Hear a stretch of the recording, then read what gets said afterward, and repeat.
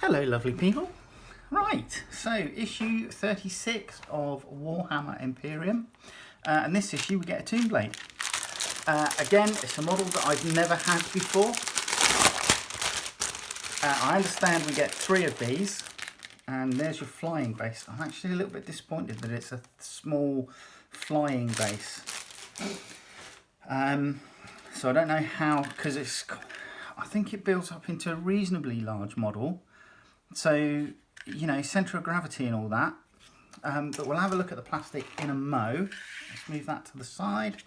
Let's have a look at the magazine. So here we go. We got, obviously, it's, like I said, it's a set of 3 that we're going to get. I don't know if they're going to be bell ends about it and only give us 1 per issue for 3 issues. They could very well do that, but let's have a look. So weaponry, you can have particle beamer, twin Gauss blasters, or twin Tesla carbine. That's pretty cool. So there you go, shield vanes, nebula scope. Excellent, yeah, looks good. So it's going to be interesting to see what they let us build up. It looks like we might have 1 of each within the unit once we've built all of them up. But here's your battle record for it. Armory flyers. So that's talking about 2 doom scythes as well. So doom scythes, tomb blades, and night scythes. Vengeful Hunters. This is a story for your red section. And this one was red section Forces Necron. So a short story. I do like the Eldari fighter aircraft. Right, here we go. How to build.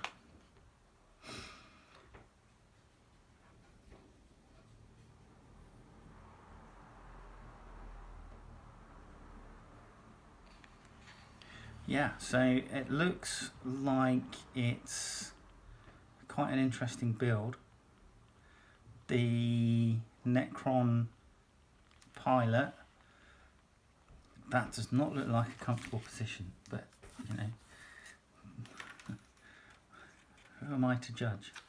So yeah, do you know, I might see if I can just buy some wider flying bases so that I can get better stability, because I'm not overly convinced that such a large model is going to look good on but also centre of gravity. I mean, they're all right if you've got like things like Tau drones, you know, these tiny little flying stands are ideal, or individual miniatures. Not a major drama, but yeah, I'm going to seek. In fact, I might have some 50mm bases kicking around somewhere. Let's dig those out in a moment. Anyway, how to build and how to paint. So Runal brass, Abaddon black, lead belcher. Yeah, it's looking good. I like it. Final gallery.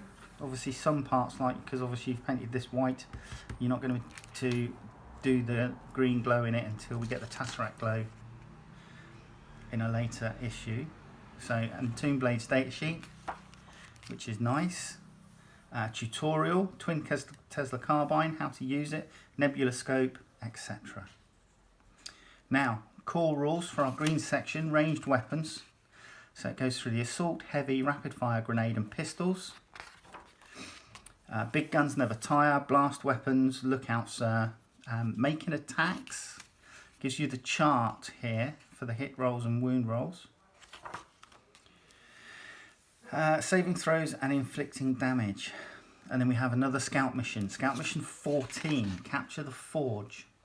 Sifos is home to many important Adeptus Mechanicus facilities, not least the ammunition foundries that ring the military district. One such forge facility has fallen into the hands of Necron invaders, initiating a furious response from the Imperial defenders. After all, no moon or planet can hope to defend itself without the weapons and ammunition required to wage war against the implacable Xenos foe. Necrons, Technomancer, deny the foe. The vice-like grip of the Zarakan dynasty continues to choke the life from the Ramesses system. In the void, their fleets interdict Imperial supply vessels, whilst on the surface of the system's moon, they seek to destroy all manufacturing facilities and leave the Imperium bereft of war material. Adeptus Mechanicus, Tech Priest Dominus, stoke the forge. The fires of Forge Monathia cannot be allowed to die. In the face of overwhelming odds, a dedicated band of Adeptus Mechanicus soldiers remain determined to hold their ground and protect this invaluable facility from the grasping talons of the Necron invaders and uphold the honour of the Red Planet. So there you go. Now, scout mission. Mission briefing. Forge Monathia remains largely intact for the moment. Necron forces have begun the assault on this position and will not rest until they have destroyed their target. Forces in play: 1 Raw Warden, 1 Technomancer, 10 Necron Warriors and the Tombblade. We are playing with Adeptus Mechanicus, Tech Priest Dominus, Tech Priest Engine Seer, 10 Skitarii Rangers and the Cataphrone Destroyer. We're on the large grey battlefield.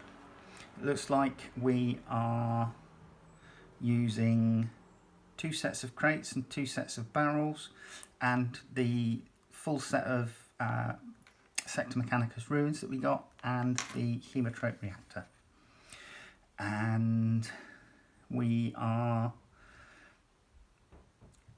using only quarters, but only 3 inches into, so it'll be a quarter on the mat, and you're only going to be allowed to deploy in a strip 3 inches from the edge is your deployment zones.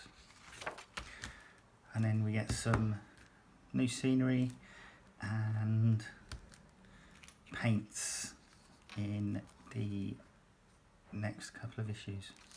So that's that. Let's bring you down and we can have a look at the plastic. So there we go. Now, plastic. Here is the sprue. 2011 is the date on this sprue, and it looks good. It's an ordered sprue. Just looking at this, I mean, obviously we've got the parts here for the Necron Warrior that pilots this, the 2 halves of the Tombblade.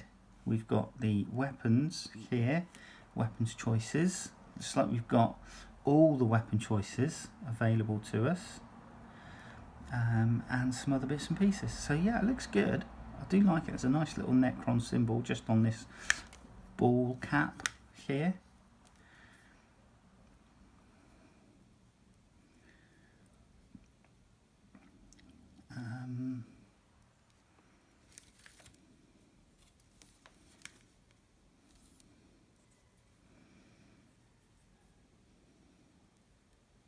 I can't see a standard Necron head, and I'm just wondering if this is it, because it's slightly different. Just if that little just there is the head, quite possibly. But yeah, looks good.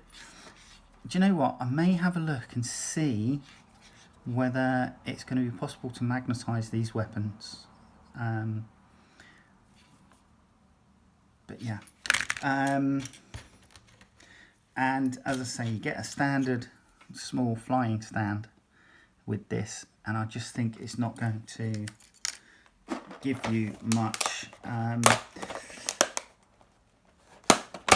my hobby spares, I do have, I've got some of these larger, I think they're 50mm bases.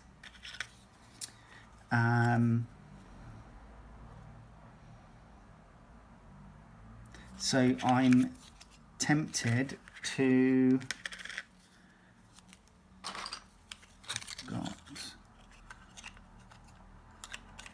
those have got holes in them.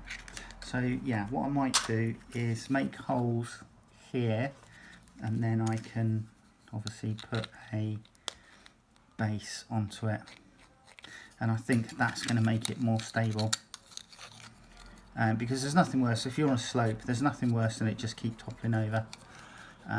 So I think that's what I'm going to do. I'm going to go with these 50mm bases, and we'll take it that way. Alright, join me in a second, we'll build it. So the first thing I'm going to do for this is glue the flying stand together that I'm going to use. Now, as I said earlier, I'm going to use a 50mm base, and all I've done is, as you can see, I've just made a hole big enough. I just used the scalpel to basically rotate like that to make the hole big enough to take the peg. So all I'm going to do is glue that into position.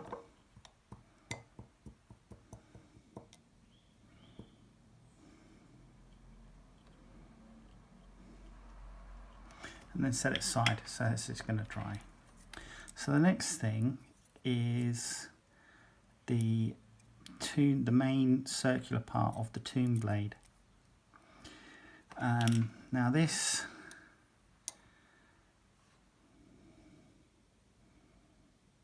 is a little bit awkward. So I'm actually just going to glue it there, and then work my way round to glue all the seams together.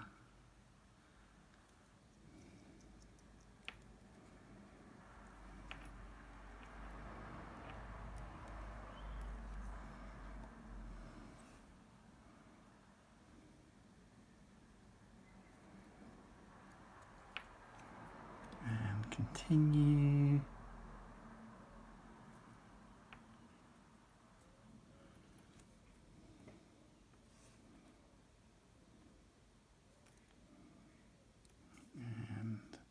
Then do the inside.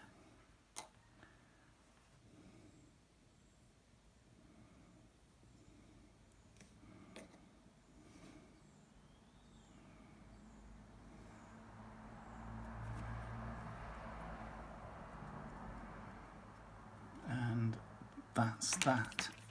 Next, we have some parts which are going to go together with the body. And one of the first things I'm going to put together is, you've got this little piece here, and you've got this piece that goes onto it, and trying to dry fit this earlier was an absolute nightmare. So what I recommend is get yourself a paintbrush, a bit of blue tack on the end, stick that thing to the blue tack. It will only go on one way, which is why it was being a bit of a pain in the arse to actually attach, because it kept slipping and sliding, and it didn't want to play ball. So I suggest you do that, and as you can see, that just goes on straight away, so no problems there. Now, this piece here looks to be the seating cradle for your Necron pilot, and this goes on, it's keyed on the back here to slot into a hole on this ball joint on the blade body, and it will only, once it's in position,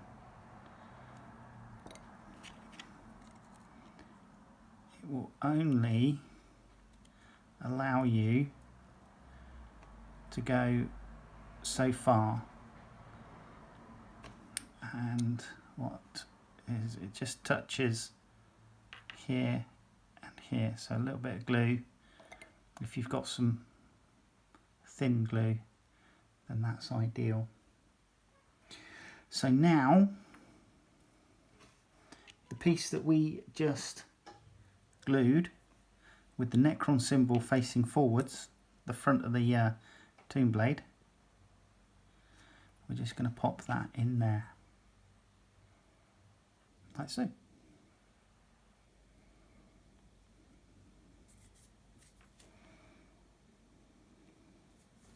Now, part number 6, you've got to make sure that these wingtips here are towards the uppermost of the tomb blade, because these appear to be the footrests for the Necron. And it goes, there's a little triangular piece that juts out just there, and that's where it goes position wise. So that goes in like so, and just eyeball it to make sure it's squared up.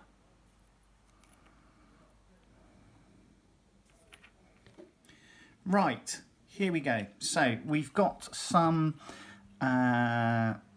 differences here which are different to the instructions. Now, on the instructions it says when putting in a stabilising arm here and what look like exhaust ports for the propulsion system,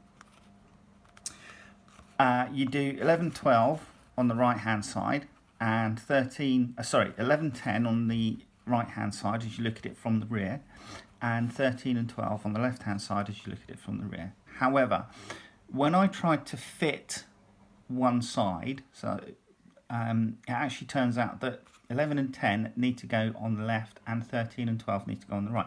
When I looked at the instructions for tomb blades online, that's what it says. So we have some differences, but with these bits here, what I suggest is these are the two halves of the exhaust system. So I suggest putting them together, using the tweezers to hold, and then popping your glue in. Oops.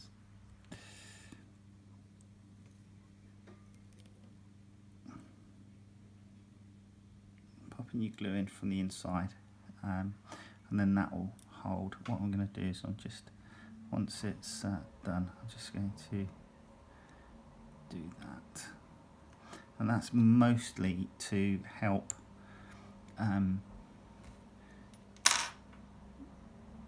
when I come to tidy up in a little bit. That will help remove any seam lines from the two halves joining together. So the exhaust ports go in here. They are angled, so they'll only go in one way if you have the decoration which is on them facing upwards, which is what you're supposed to do according to the instructions. And then you have this arm, this armature here, which goes into a little hex keyed slot. Now,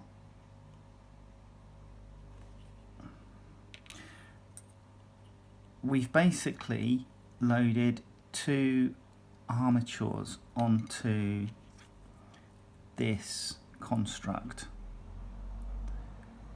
and the thing is that for the weapons loadouts, the Gauss Reapers go at the front.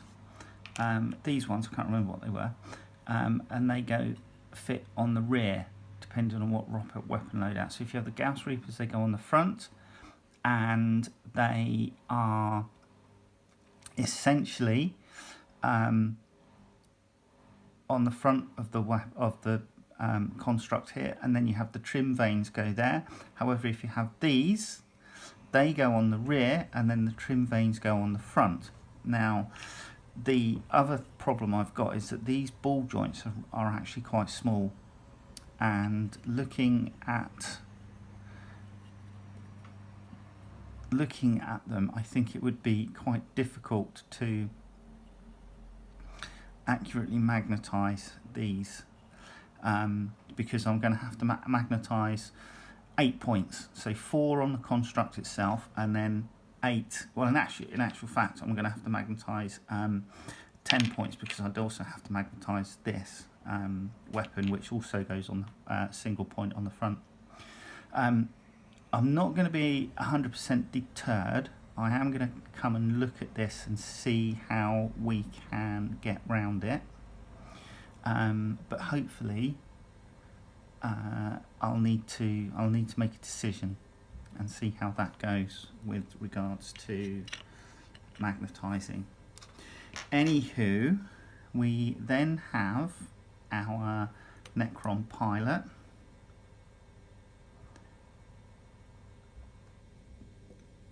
And he has obviously his torso.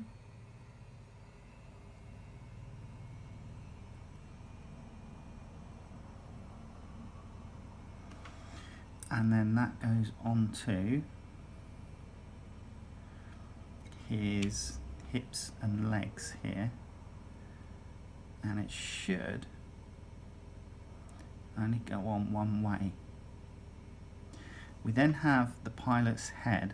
Now,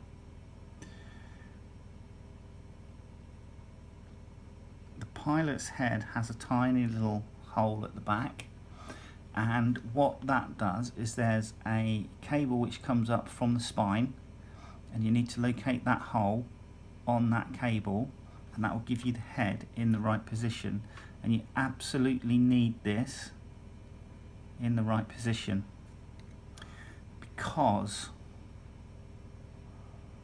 when you come to put the pilot into his seat, he has a tiny little hole at the front of his head. You can just see that.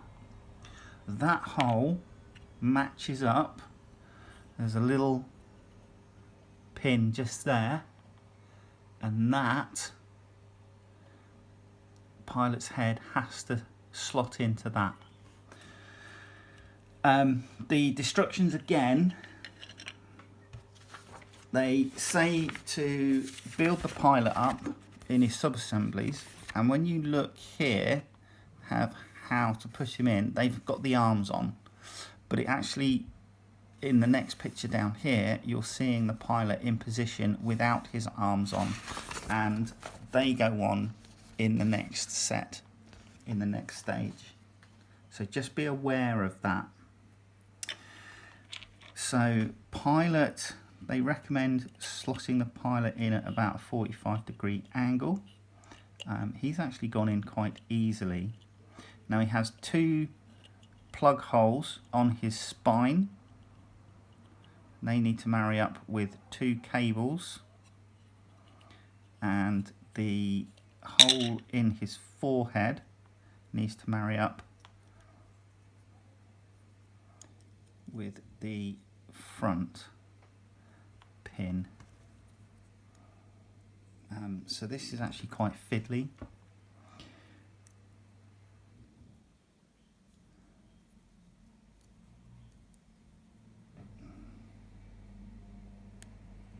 And there you go. So yeah, I would recommend pop him in and then just hold his feet in place on his footrests, and then once you've done that, go with the glue.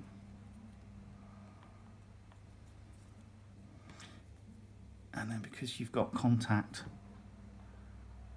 down here on the footrest, I would glue him in position there as well. So there you go. That is your pilot in position. Now there are some more cables which need to go in, and you're going to need tweezers for those. But we come to the arms and the hands, and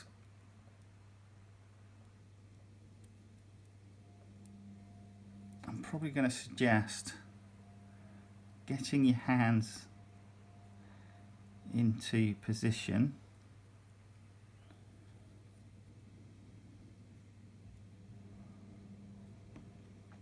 They are keyed, so they should only go on one way.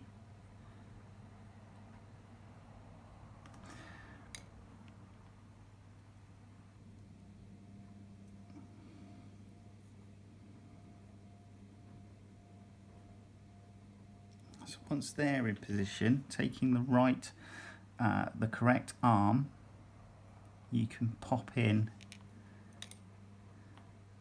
some glue in the shoulder joint and just some glue on where the wrist joint is going to be,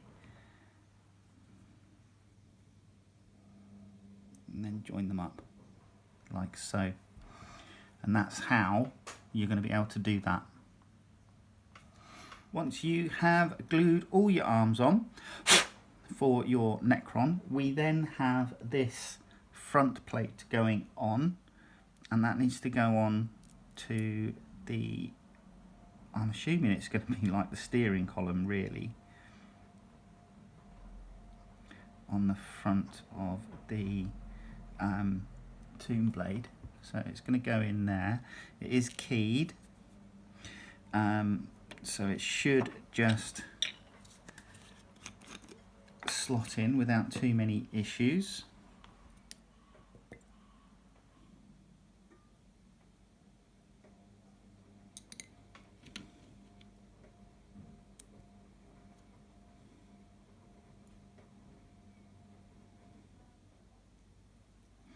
Like so. So there you go, that's that main part.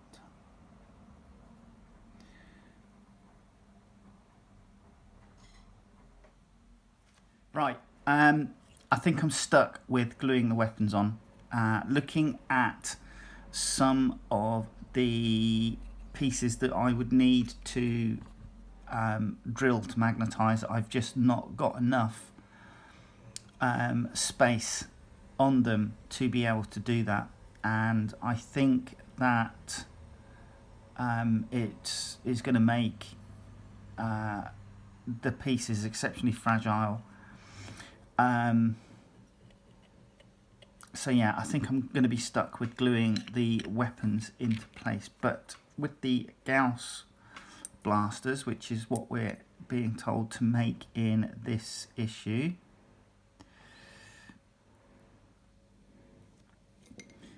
they just go together fairly simply. You've got two halves of the main body that just go together, and then you've got the, what would be the flash eliminator, I suppose, on a modern day firearm. Just goes onto the front like thus. So those are your Gauss blasters. So when you come to glue these on, you've got a cable here which is at a 45-degree angle, and this goes to the outside of the tomb blade.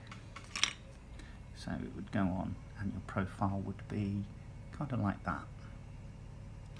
So I'm going to glue these on.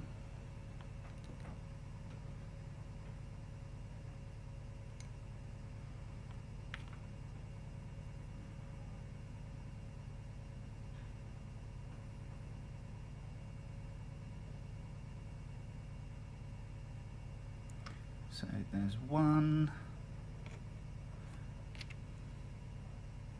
Just be aware, obviously, because of the strange angle that the tomb blade is at, you will need to make sure that you put it in the right position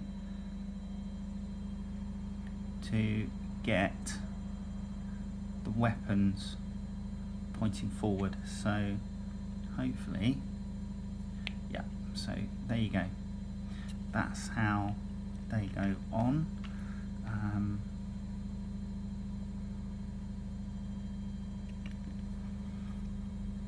And then your trim vanes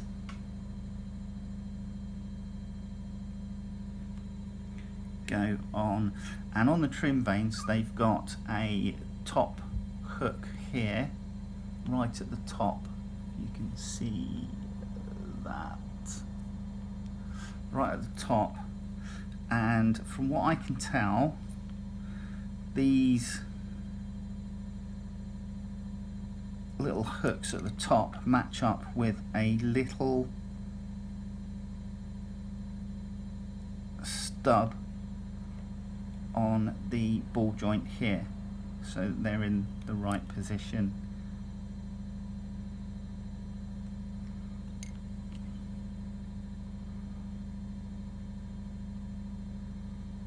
Like so. And that's how far we are.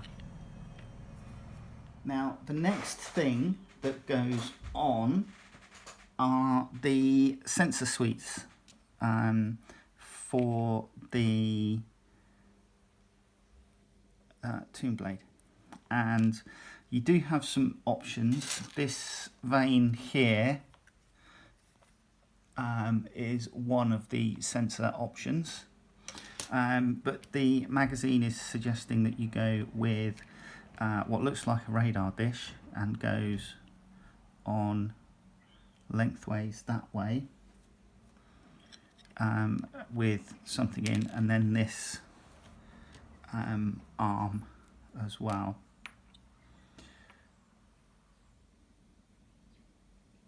So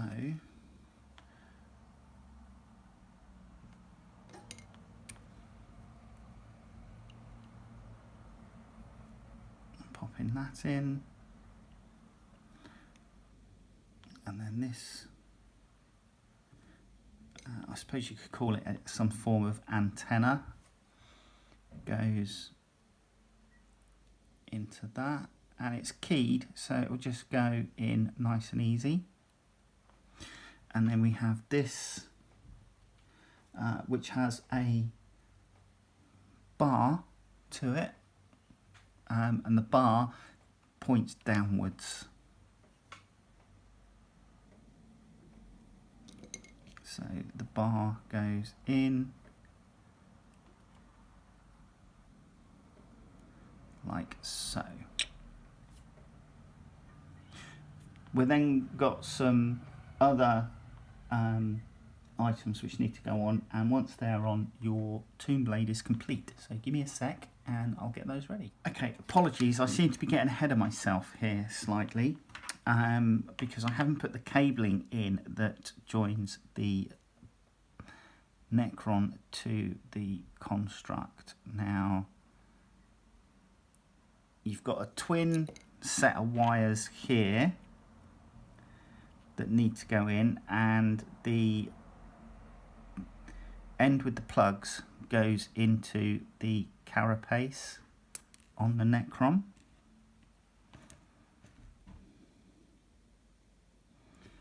Final bits to do for the Tomb Blade are put these vanes on here, which I've already just done one side. I forgot to show you how to put the cables in, okay, but I have got one on this side that needs to go in, so I can show you how that works. And quite simply, all I did was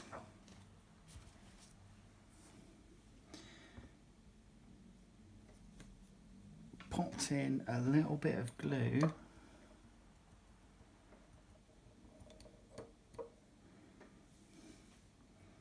here, and then using tweezers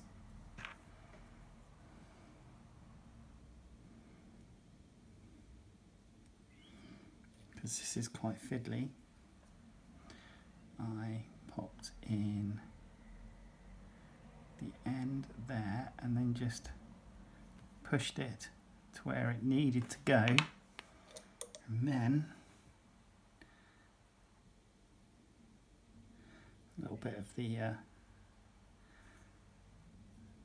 plastic weld so that it seeps around and makes the connection. Now these trim vane or extra armour bits or whatever they are that go on here, these need positioning correctly in order to space them, because they only touch the frame here on one part. And what you've got is, I don't know if you'll see, but on this bit here, this protrusion here is the only bit that makes contact with the side, and it's keyed so that it sits into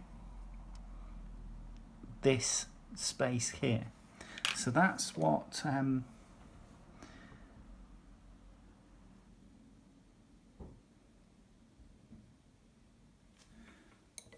that is where you're going to glue. Now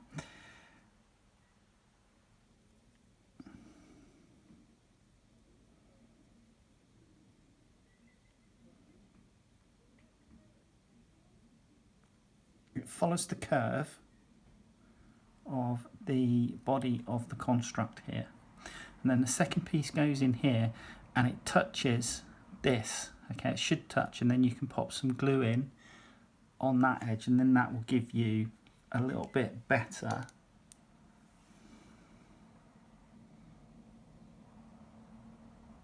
connection.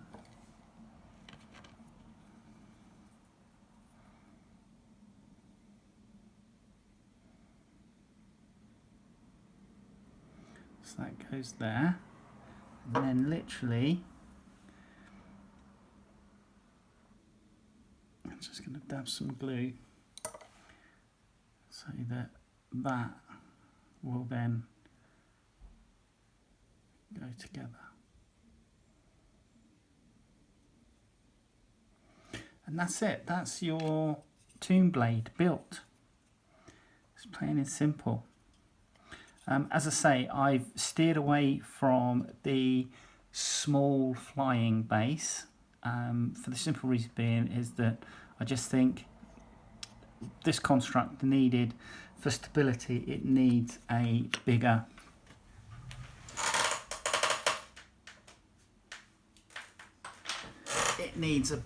base, because if you've got this construct just on a small flimsy base like that, if you're having to, say, if you're doing battle on a larger battlefield, on a proper decent three-dimensional battlefield that somebody's made with slopes and stuff, it's gonna get knocked over easily if you are going up a slope, whereas with the bigger base, it's going to take a lot more to tip it over. So yeah, I just think stability wise, bigger base. Go for a bigger base if you have them. Alright, see you in the next video. Take care.